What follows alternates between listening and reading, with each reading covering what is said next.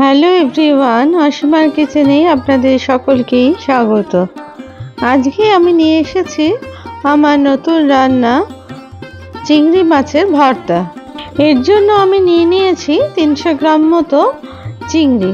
এই চিংড়িগুলো খুব একটা বড় না, আবার খুব ছোটও নয়, মাঝারি মাপের চিংড়ি ছিল। প্রথমে চিংড়ির খোসাগুলো ভালো করে ফেলে দিলাম, যেহেতু একটু বড় চিংড়ি তার জন্য। আর মাথার অংশটাও যেটা শক্ত ছিল সেটাও বাদ দিয়ে দিলাম। এরপরে পিঠের অংশগুলো ছুরি দিয়ে আমি একটু দেখে নিলাম যে নোংরা আছে কি না, কারণ লেজের থেকে টানলে অনেক সময় নোংরাটা বেরিয়ে আসে।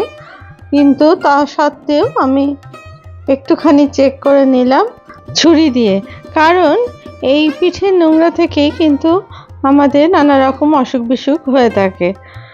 তারপরে মাছটাকে ভালো করে ধুয়ে আমি মাছের মধ্যে দিয়ে দিলাম 1 চামচ মতো নুন, 1 চামচ মতো হলুদ আর 1 চামচ মতো লাল লঙ্কার গুঁড়ো।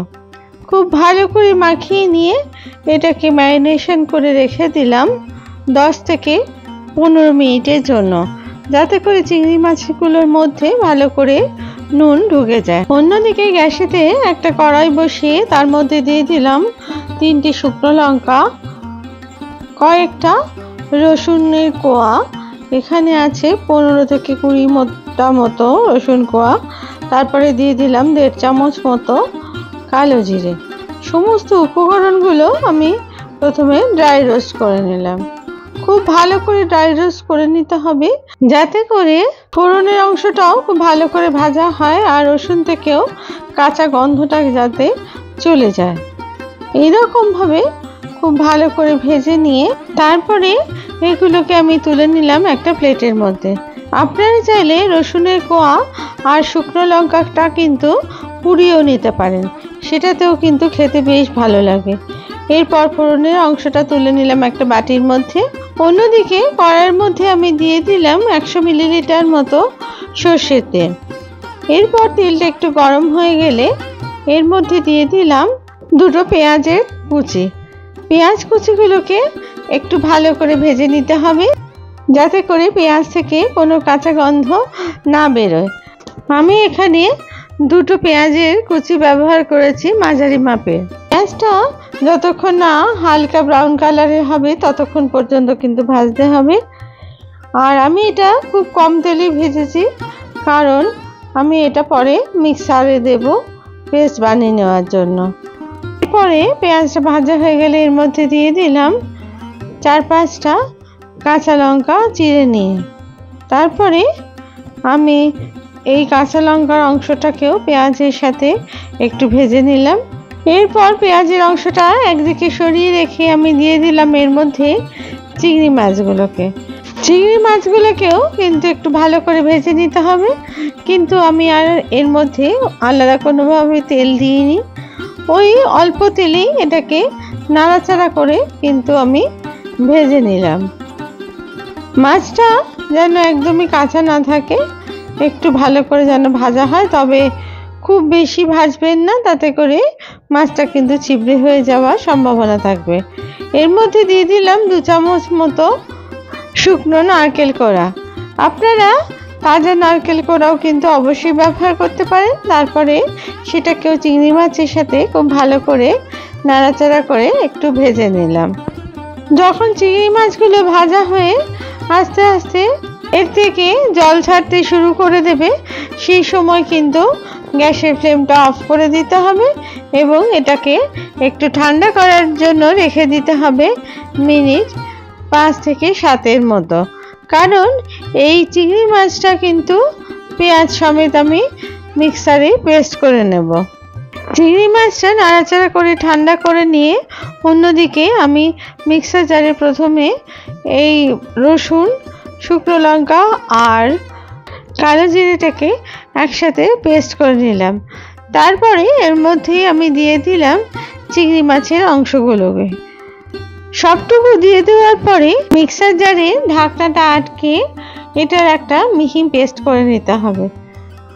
আর আপনারা এটাকে শিলনোড়ায় কিন্তু অবশ্যই বেটে নিতে পারেন। তবে আমি মিক্সারে এটা তৈরি করে নিলাম। এই রকম হবে ঠিক পেস্টটা। এরপরে আমি কড়াইতে দিয়ে দিলাম 100 মিলিলিটার মতো সর্ষের তেল। সর্ষের তেলটা গরম হয়ে গেলে এর মধ্যে অল্প একটু কালো জিরে দিয়ে তার মধ্যে এবার কয়েকটা কাঁচা লঙ্কা দিয়ে দিলাম। কাঁচা লঙ্কাটাকে ভালো করে ভেজে নিলাম। আর আমি এটা চিড়ে দিয়েছিলাম যাতে করে কাঁচা লঙ্কার গন্ধটা এই চিংড়ি মাছের মধ্যে ঢুকে যায়, আর সেটা খেতেও কিন্তু তাহলে ভালো লাগবে। তারপরে নাড়াচাড়া করে আরও খানিকক্ষণ এটাকে আমি ভেজে নিলাম। এই চিংড়ি মাছের ভর্তা খেতে কিন্তু অসাধারণ লাগে ভাত বা রুটি যে কোনো কিছুর সাথে। আমি এর মধ্যে দিয়ে দিলাম এবার 1.5 চামচ মতো নুন। আপনারা আপনাদের স্বাদ অনুযায়ী নুনটা দেবেন। আর আমি এখানে কোনো মিষ্টির ব্যবহার করিনি, তবে আপনারা চাইলে অবশ্যই 1/2 চামচ মতো মিষ্টি যোগ করতে পারেন। তারপরে খুব ভালো করে নাড়াচাড়া করে এটাকে ভেজে নিলাম। এই রেসিপি যদি আপনাদের ভালো লেগে থাকে তাহলে প্লিজ লাইক, শেয়ার আর কমেন্টস করতে ভুলবেন না। আর আমার চ্যানেলের যদি আপনারা প্রথম দর্শক বন্ধু হয়ে থাকেন তাহলে প্লিজ চ্যানেলটিকে সাবস্ক্রাইব করে দেবার অনুরোধ রইল। আর পাশে থাকা বেল আইকনটিকে প্রেস করে দেবেন যাতে করে নতুন রেসিপি দিলেই তা সহজেই আপনাদের কাছে পৌঁছে যায়। এরপর আমি দিয়ে দিলাম 1 চামচ মতো গার্লিকের গুঁড়ো আর দিয়ে দিলাম 1 চামচ মতো সর্ষের তেল। তারপরে খুব ভালো করে এটাকে মিশিয়ে নিলাম। আর এই সময় কিন্তু এবার আমি গ্যাস অফ করে দিলাম। চিংড়ির ভর্তা কিন্তু একদমই প্রস্তুত। এবার আমি এটাকে একটা বাটির মধ্যে পরিবেশন করলাম। দেখুন কত সুন্দর এই চিংড়ির ভর্তা হয়েছে।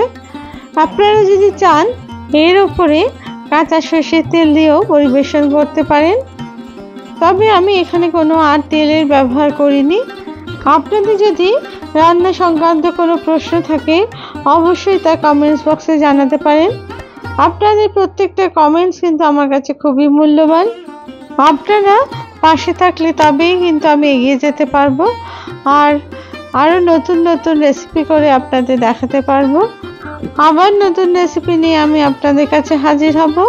আপনাদের সবাই ভালো থাকবেন। ধন্যবাদ।